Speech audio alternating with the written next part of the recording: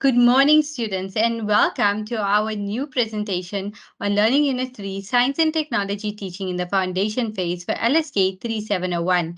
I am your lecturer, Mrs. A. Carrim, and you can email me on ecarrier1@unisa.ac.za. So Learning Unit 3 is all about planning for science teaching and assessment. On completion of this learning unit, you should be able to analyze and compare the different teaching approaches such as inquiry, integration of mathematics, language, and creativity, and a cultural historical perspective. You need to be able to identify suitable context for the application of these approaches and suggest ways in which these approaches can be used successfully in a foundation phase classroom.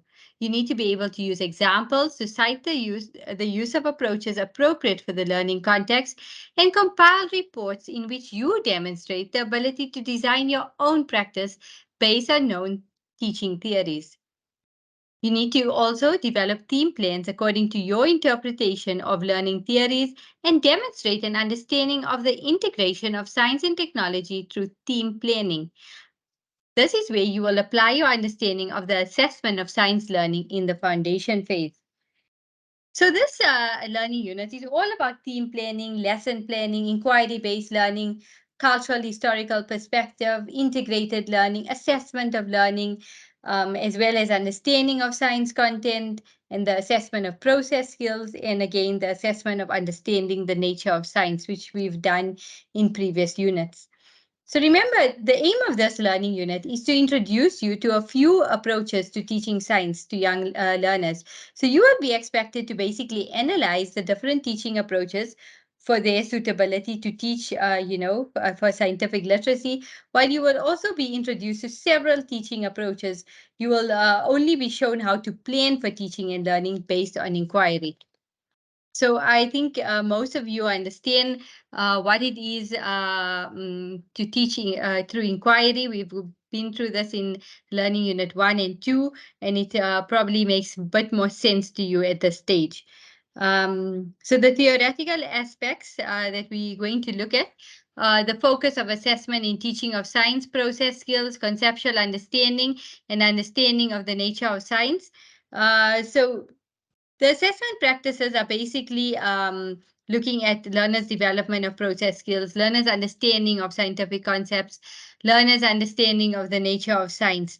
So this figure is on page 55, where it's basically just giving you a theoretical aspect of the first two learning units. You know, this is the how-to of planning science activities and assessing learners to determine their knowledge and their understanding of science content, their process skills, and their understanding of the nature of science, as depicted by this figure below. Okay. So now we're looking at developing learning using the curriculum as a starting point. So what are the two curricula that focus on how science must be taught and what must be taught? Remember, we did speak about it, the NCS, the Natural Sciences, South Africa 2002, and the CAPS document, which is for life skills for foundation phase, the 2011 South African edition. So you can refer to section 2.1 for a short description of these two documents. We have discussed it. In this unit, we focus on how the NCS, the National Science Document, what is it? So it describes the learning activities applicable to scientific investigations. And then also, this document refers to learning activities, as assessment standards in the first and only learning outcomes for the foundation phase. So after you have basically studied these assessment standards, you should be able to describe how they compare with the stages of inquiry-based learning. Assessment standards are listed in table 3.1, like we've seen before. So it's basically two very important documents that you need to understand. And then what does the CAPS curriculum require teachers to teach? Remember, according to the grade R CAPS curriculum, learners have to learn about the topic of dissolving substances, for instance, in water. In a teacher-centered lesson, a teacher might demonstrate how different substances such as sugar and salt dissolve in water, and how CN does not dissolve in water and instead sinks to the bottom of the beaker. And also another example would be how oil does not dissolve in water but floats on the top of the liquid. So, however, the CAPS curriculum requires teachers to teach inquiry process skills. So these skills cannot be taught in a teacher-centered lesson. It requires learners to be involved in the lesson. The assessment standards in the NCS. What does the assessment standards in the NCS describe? So they describe at what level learners in each grade should be able to perform a scientific investigation. Remember, foundation phase students cannot do very intense, long scientific investigations. They usually need something that keeps their attention for a short span or doesn't go over too long that appears boring. Or makes them restless during the process. We need to make it fun, innovative, creative within that time. According to the CAPS curriculum, what is the best way to teach grade R learners about a topic of dissolving solutions in water? What should learners in grade R do? Remember, you need to be able to, learners in grade R should be able to contribute towards the planning of investigation. When teachers ask the class if they think substances such as sugar, salt, sand, and oil will dissolve in water, you need to ask them these questions. They need to be given an opportunity to tell the teacher what they know about that substance and if they feel it will dissolve or not dissolve in water, give them that importance. They also need to be given opportunity to ask questions. What will be done and why and what they're curious about. Remember the wonder wall we spoke about in learning unit 2.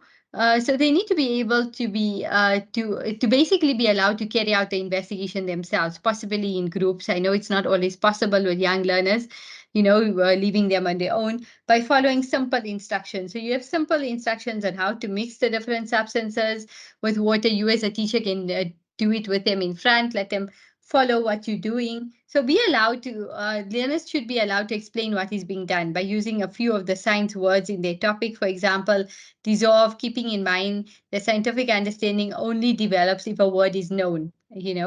So refer to that discussion on bootstrapping in learning unit 1. This is where that comes into play.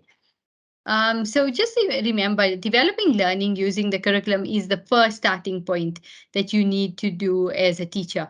Don't ignore these documents. They're very important to follow through that guides your teaching. Okay, then we're looking at approaches to teaching science to young learners. So basically in this section, we will describe a few approaches to teaching science to young learners, particularly with respect to young learners' development of process skills, conceptual change in young learners, and young learners' ideas about the nature of science. It is recommended that you revise the discussion on the nature of science, in Learning Unit 1, and the descriptions of process skills that help to develop learners' understanding of the nature of science in Learning Unit 2. Remember, it's very important that you be able to apply the process skills, because this will be expected in your exam, in your assignment, to apply it in lesson plans within different contexts of questions. So our main focus will be on how to plan a theme based on inquiry. The cultural historical perspective and the integrated approach will be discussed afterwards. So let's look at it. While developing a theme based on inquiry, you need to understand, what does IBSE stand for? So IBSE is basically inquiry-based science education. And what is this inquiry-based science education regarded as? Remember, it's regarded as an inspiring way of teaching science because it focuses on learners' interests and stimulates active learning by enabling learners to conduct their own investigations. So we look at what type of influence, does IBSE have on learners' motivation to learn science? Remember, it has a very positive influence on learners' motivation, to learn science. IBSE allows learners to develop an understanding of scientific concepts, inquiry process skills, the nature of science. So if you look at Open IBSE specifically allow learners to answer their own questions. It specifically allows learners to conduct self-designed, interest-guided inquiry to answer their own questions. And basically, when you look at in an open IBSE, teachers fulfill the role of facilitators, supporting and supervising the learners during learning activities. So I have created questions that you can ask yourself while going through this this learning unit, which would just help you organize your thoughts. Sometimes reading a whole paragraph can really be daunting for us, for students, and it's too much information to take in. But when you question yourself and start reflecting on this facts and this information that we're giving you, you can form a good understanding and be able to apply your knowledge in the assignments, in your exams, and possibly, obviously, the workplace, which is the main aim that we're looking for. So we're looking at what are the four domains of scientific understanding, that should be addressed during the IBSE. So remember, you get your conceptual domain. This is where learners need conceptual knowledge, regarding the topic under investigation in order to perform inquiry processes. And then you look at the nature of science domain. This is learners need to think about what scientific knowledge is and how it is developed by scientists. And then you look at the social domain.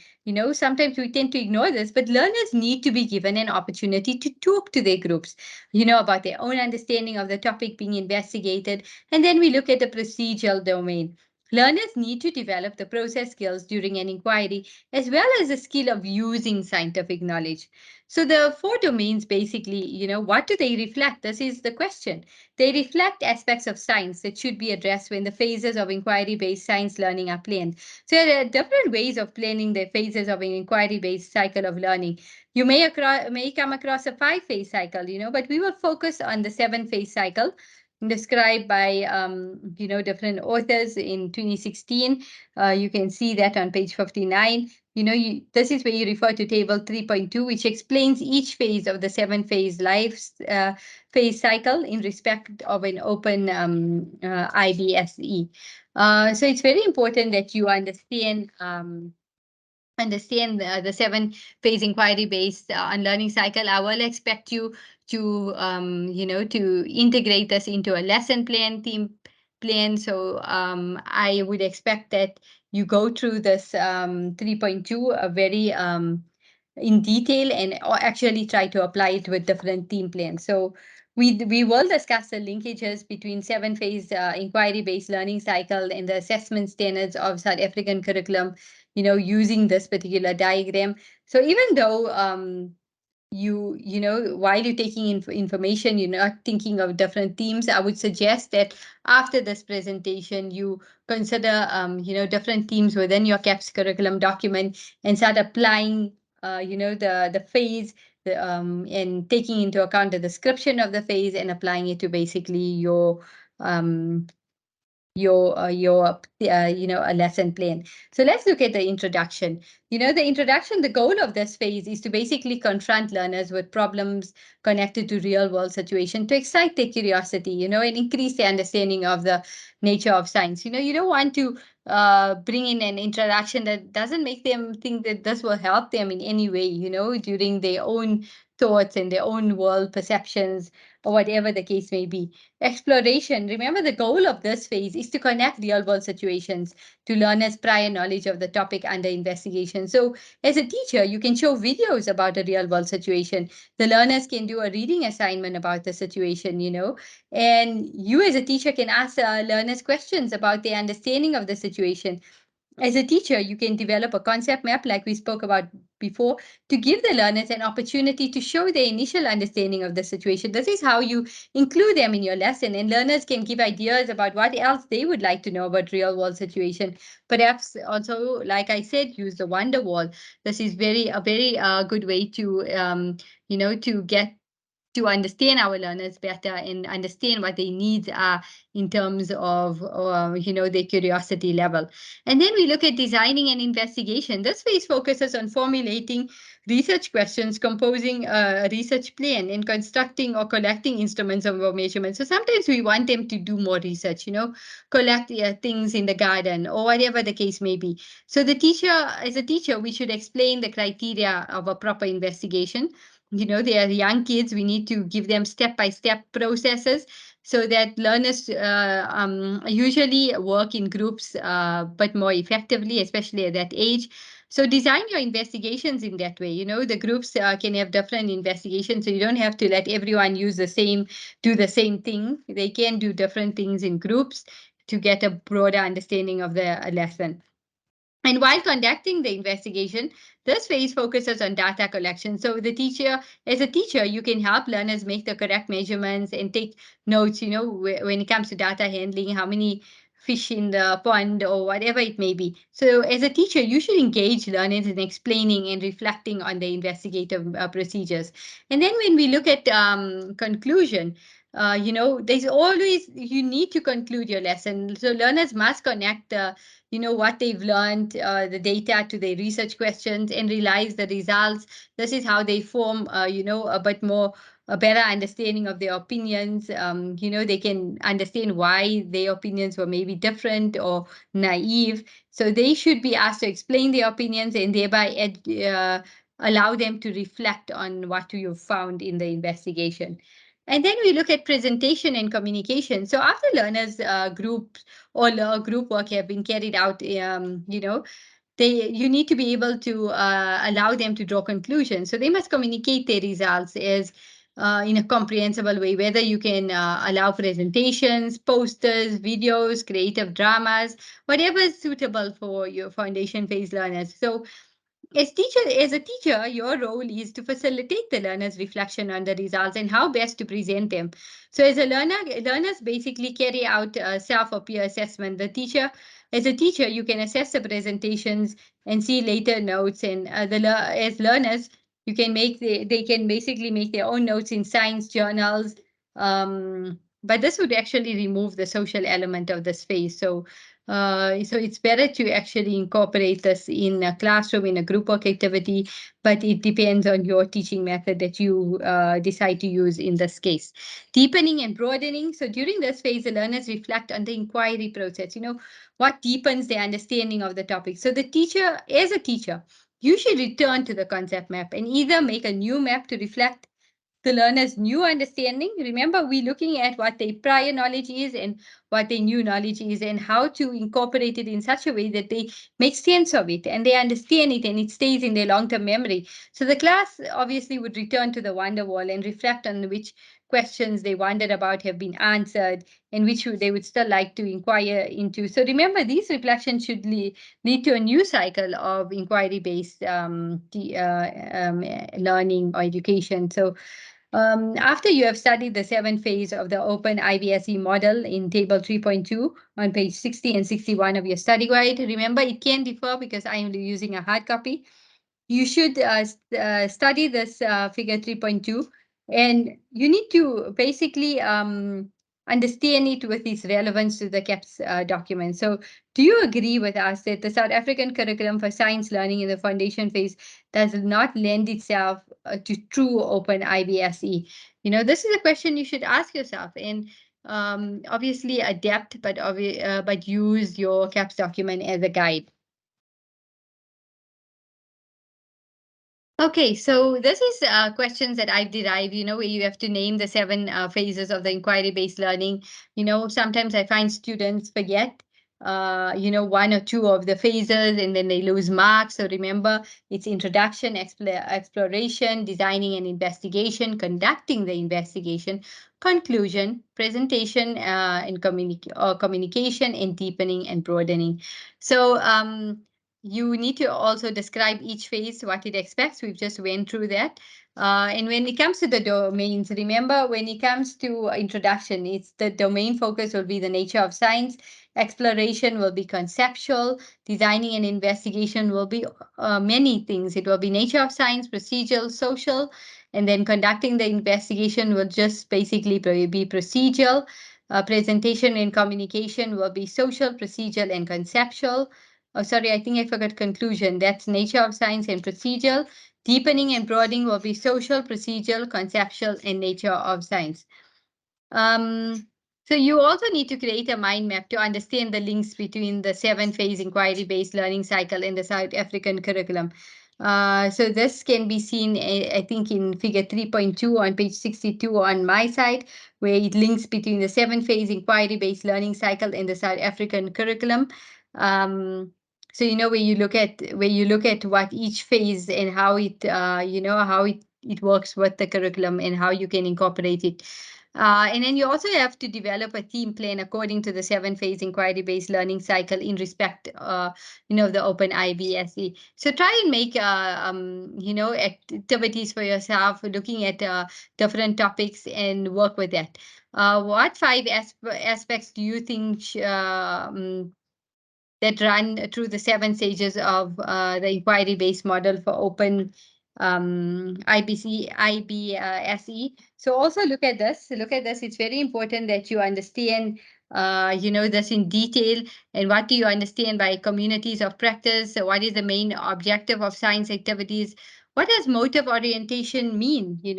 And what should teachers develop, as an understanding of every learner's social situation of development and how it interacts with the demands of the activity. You need to be able to explain the cultural, historical perspective um, of learning and how it works in science, and also evaluate the cultural historical approach in terms of teaching approach and how it develops learners' conceptual understanding, process skills and ideas of nature. So I would like you to take all of this into account when when you're going through these chapters from in Learning Unit 3. Um, so this is how you will be able to develop a theme plan according to the 7 phase inquiry-based learning cycle. So when you start working on a blank template, remember the process will feel complicated and tedious. Theme planning is not easy in the beginning. You will refer to the table 3.2 on numerous occasions for an explanation of each phase. You will have to develop learner and teacher activities for each phase. And through theme planning, you will ask yourself, is this the best way to do this? As a novice teacher, you must try your best to develop and improve a theme plan after year so you don't give up. So we have worked out a theme plan on the topic of water solutions. It contains questions that the teacher will ask during each phase. The theme plan also describes teacher and learner activities. And this study of this theme plan can be seen in table 3.3. After you have tried designing your own plan, you can refer to this. So it's basically just this is not the template that you will be using in your assignment in your exam, but it's basically just showing how you can incorporate all of these different phases. I would like you to go to table 3.3. It's a bit too long for me to go through in this presentation, but it speaks for itself. It gives examples of learner activities, teacher activities, possible questions based on the domain and big idea. And I would suggest you go through this and use different themes. Like, obviously, when you're looking at a topic, you must be able to understand what big idea correlates to this. And there's always important to know the teacher outcome, the learner objectives. You need to consider resources that will make your lesson, be more understandable for students and more creative and bring out that curiosity and questioning, effect that we want to happen. And you need to integrate language, mathematics, whatever the case may be. So if you use a comprehension, that would be incorporating language. So remember, it's very important that you go through table 3.3, so that you have a good example of what we expect of you. So when you study our theme plan, look at how the big idea of adaptation in the 4 domains of scientific understanding, namely conceptual change, the social domain, the process skills, and the nature of science, are weaved through the theme, because this is what we'll expect you to apply. You should think of these 5 aspects as threads that run through all the activities, especially the teacher questions. You need to illustrate how the 5 aspects run through an inquiry-based theme plan. So theme planning is a very personal experience, and no theme plan is ever completely wrong or right. You'll see that your assignments and your exam will expect you to create a theme plan, and obviously everyone will have a different theme plan. No student can help you with this, because obviously if you have the same theme plan, the same lesson, we would consider it as copying and plagiarism or whatever the case may be. Should be taken as a personal experience. You should show your creativity in bringing scientific inquiry into the topics of curriculum, and it's always a good idea to form small groups of teachers in the same grade, and possibly from different schools, to have each group develop a theme plan. So I don't say while you in your study phases, but as a once you in the classroom, you can obviously collaborate with the different teachers, and as groups, you can swap theme plans and reflect on how you can improve each plan. So these kinds of groups are called communities of practice. So you may want to do some extra reading also. Two books on inquiry-based learning listed in section 3.6 as additional resources. Many theme plans for science education for young learners are available online also. So you may need to just adjust them slightly to suit your context, though. So it's important that you work on using books also in your lesson. And the 5 threads that run through all 7 stages of inquiry-based model, you will see in that in the figure. It may be in this presentation as well, where your big ideas, your nature of science, your conceptual change, social domain, process skills need to be worked into all of this introduction, exploration, all of this 7 phase cycle to make it more understandable. So for the next questions, I want you to think of a theme plan that apply to how you will develop learners' ability to communicate their understanding of science through language in your lesson. Why is drawing concept maps a much better way of learning about scientific concepts than writing notes from the board?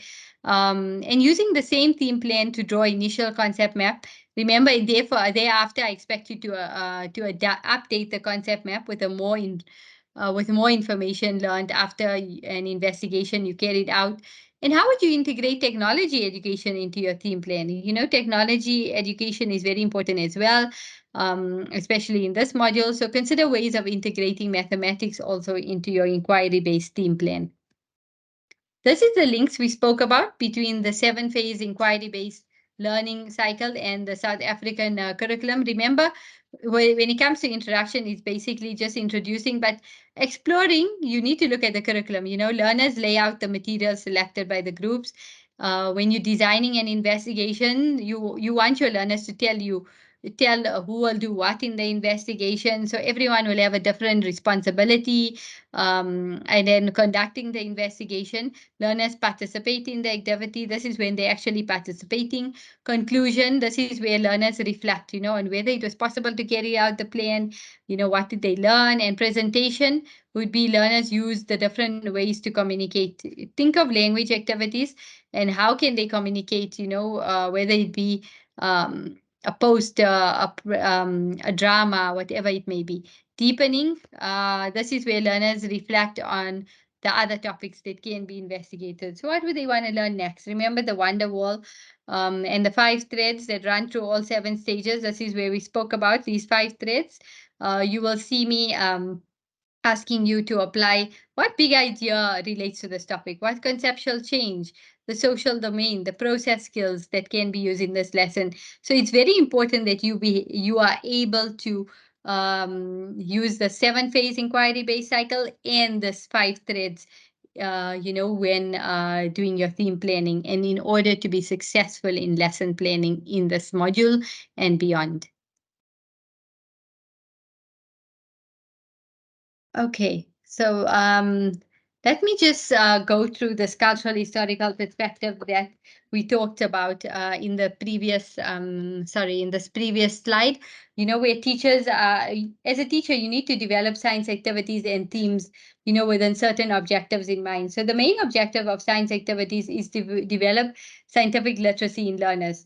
So remember, that does not mean that teachers will be able to motivate learners, to learn from science activities. As a teacher, you should realize that learners see an activity from their own perspective. So, this is where I talk about the motive orientation, um, and uh, and teachers should develop an understanding of every learner's social situation and how this interacts with the demands of what has to be done in activity. So only when we as teachers are able to facilitate learning through activity, we will then able to understand learners and be able to interact with them, within that zone of proximal development. So the cultural historical perspective of learning is quite complex, in a science class, learners will acquire scientific literacy, and through their motivation to take part in the science activity, you have some students who are not interested.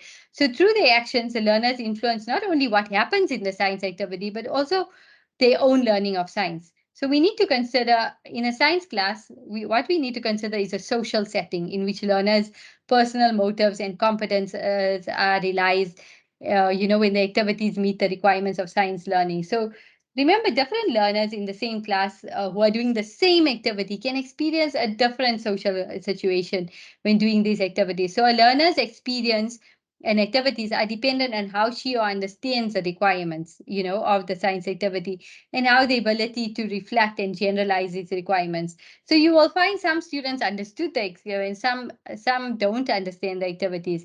So this is dependent on the learner's motives and the demands of the situation. So every learner in the same activity setting has different understanding of the activity setting and has different motives. So we need to consider the tensions and conflicts, that those demands that are in activity setting and the learner's intentions and motives that may lead to learning and development. So learners not only meet the demands of the activity, we want them to meet the demands of the activity, the teacher, the classmates, and also puts on demands in the everyday activity setting. So we need to also consider activities that reflect how we can integrate these demands so that learners of different ages, they put different demands on their classmates and teachers, remember. So you may need to read this explanation a few times, and you need to consider fully understand what the cultural historical perspective entails. And if you're interested in reading additional resources on this topic, then look online basically for two books that are listed in section 3.6. And next we will specifically um, describe how to do the lesson plan in question. Okay, so let's look at this drawing concepts maps. I think I'm not too sure if we've done this in the previous units, but basically this is how a first concept map about solids was drawn, where there's examples in terms of ice, salt, sugar, stone, solutions, dissolve. This is that example that we spoke about. What are the initials information that are given from students and the initial understandings, and then the second concept map after investigation. Now when they have more information, you can show them how they have understood it in a better light, in a broader perspective, and how they can make sense of it. This is also important in note taking. You don't want to give foundation phase students a lot of busy notes that they will never read. You want to make it more interesting for them, make it colorful, make it worth looking at again. Where they can just have eye contact with it and understand what is going on. So let us do this as teachers, just to ensure that we don't lose our students on the way, while we're teaching them.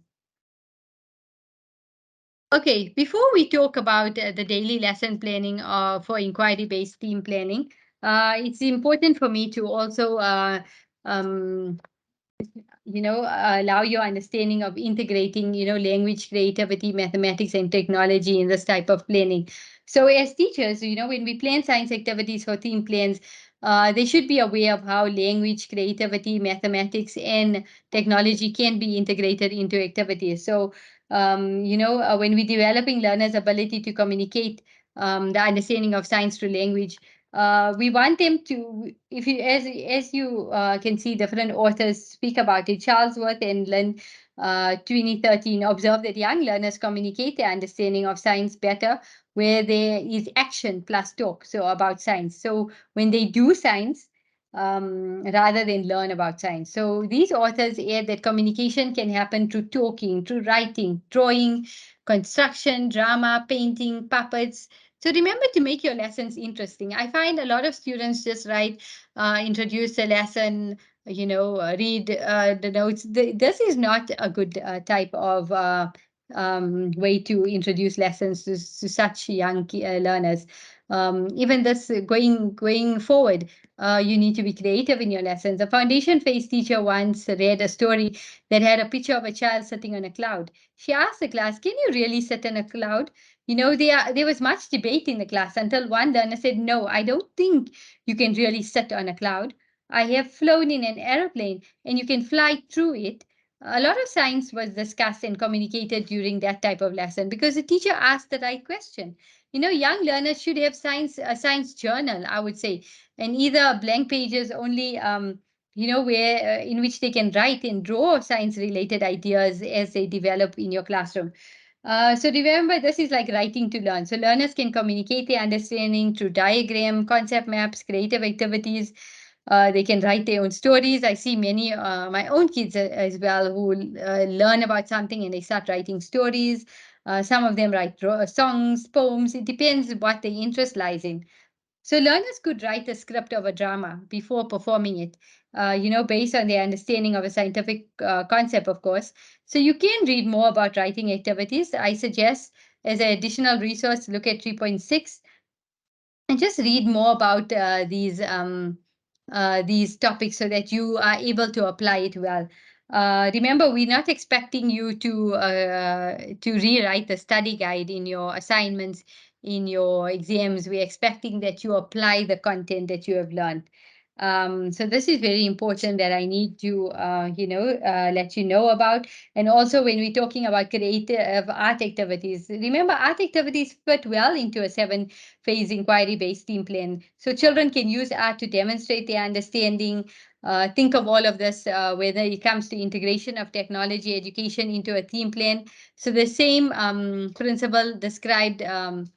Where it applies to basically design and technology and how it can be integrated. So once the inquiry is complete, learners can be given a problem to solve.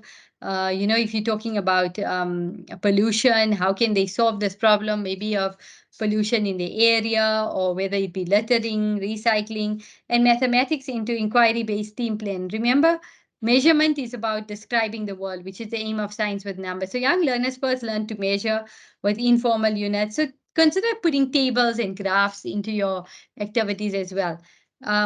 So this daily planning for inquiry-based team planning, although we will not plan a specific lesson within a theme, within this presentation, you will be required to develop a science lesson during your teaching practice activities as well as reflective activities within this module. You will need to develop a theme plan as well as a daily lesson plan. So if you look at the template for this inquiry-based team plan, you will notice that most of your daily lesson plan components, for example, outcomes, objectives, or whatever it may be, teacher activity, learner activity, the resources you use, the teaching approach, the integration are all included within the team plan.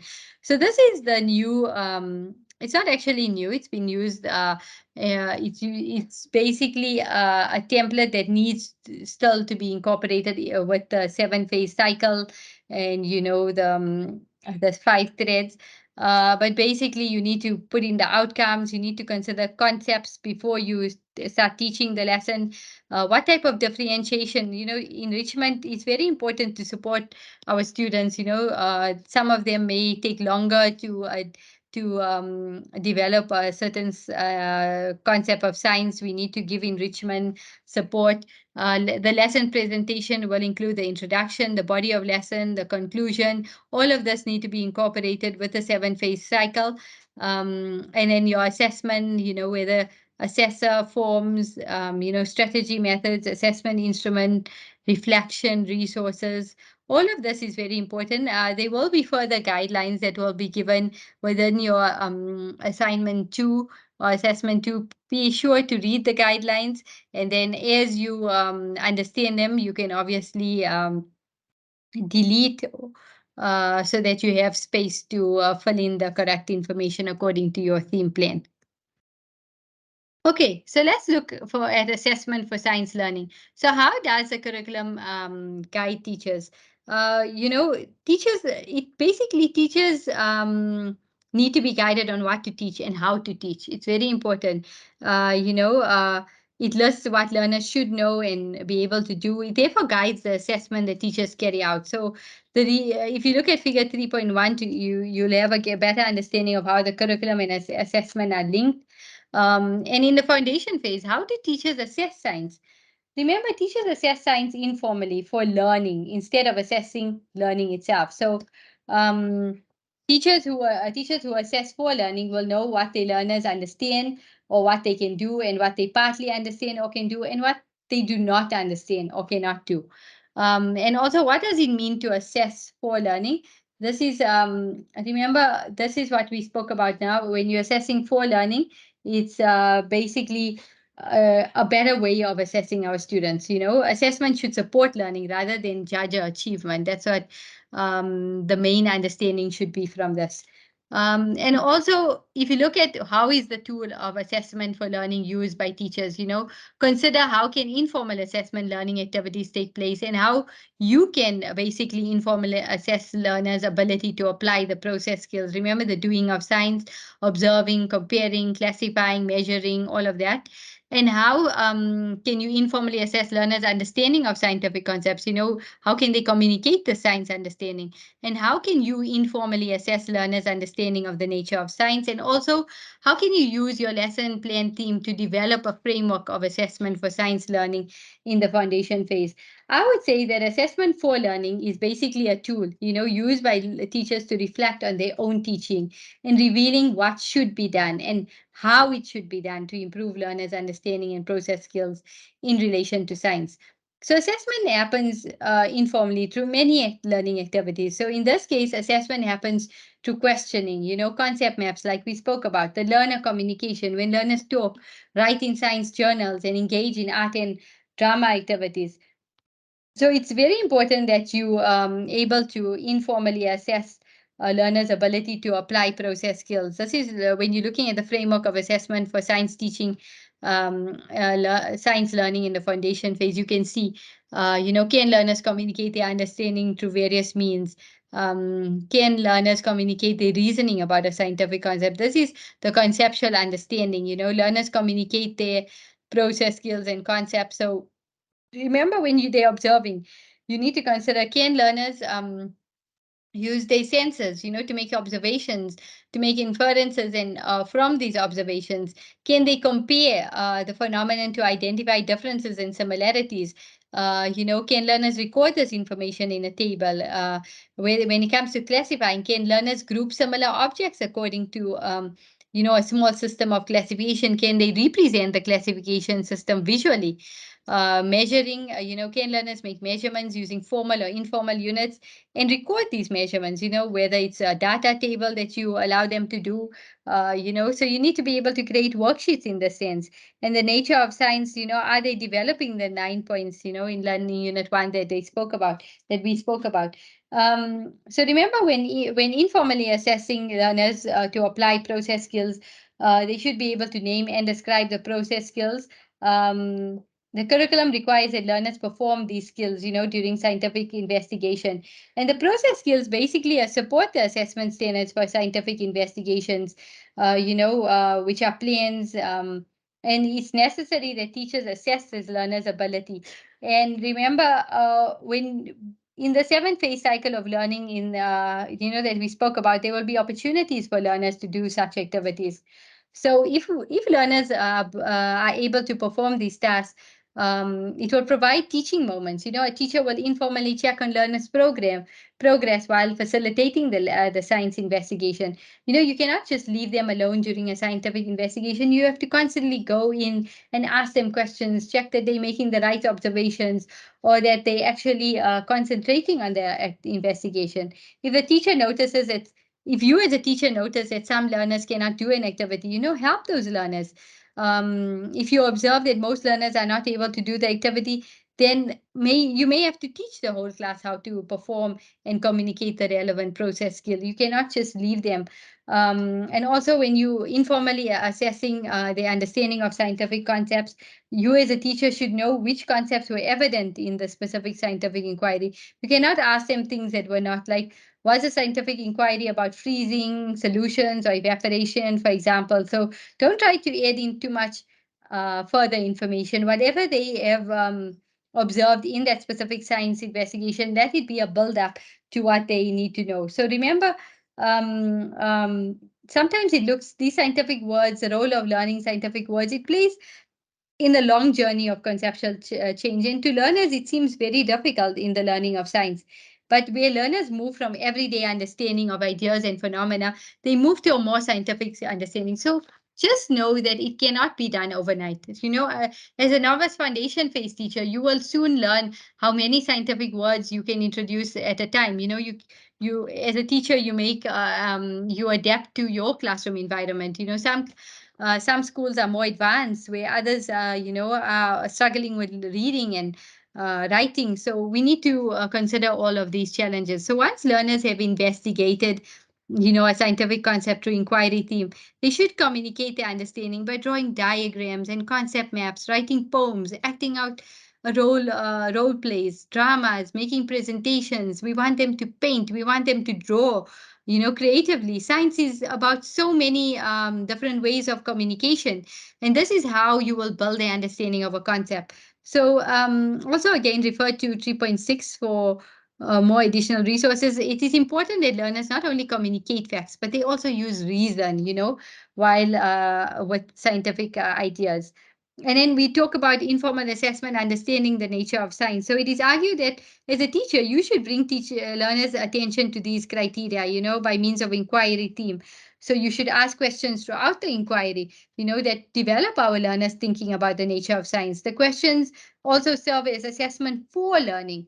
Um, so as a teacher, I would advise you to use such questions, to guide your students to understand and this is how you will understand how learners' ideas of the nature of science are developing. And learners' ideas of the nature of science will not develop fully in primary school. Just know that. Yet it is our responsibility as teachers to start learners thinking and reasoning about the nature of science in the foundation phase. Okay, so that's all for Learning Unit 3. Obviously, I have not gone into detail of everything.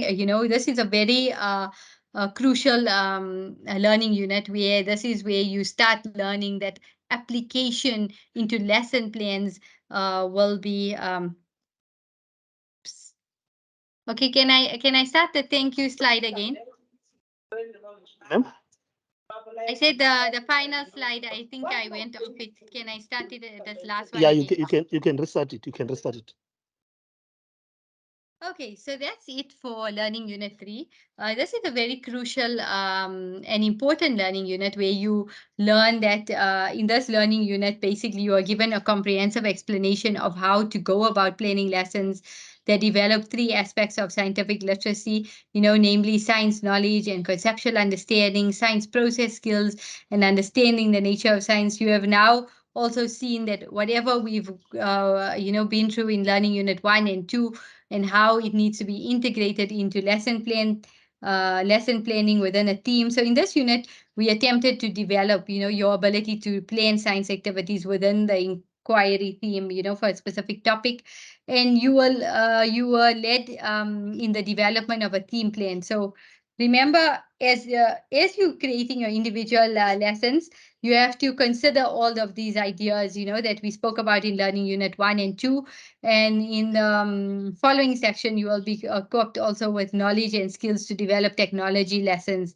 for foundation phase learners. So um, I'm sure that you found this lesson quite interesting, specifically understanding what we expect of you in this, basically in this module, where you will be expected to create lessons and develop theme plans, and also incorporate the seven phase cycle, that we spoke about, as well as the 5 threads that connect all of this together and create a well formulated lesson that will encourage our learners in the classroom to learn science, and we will be able to assess for learning.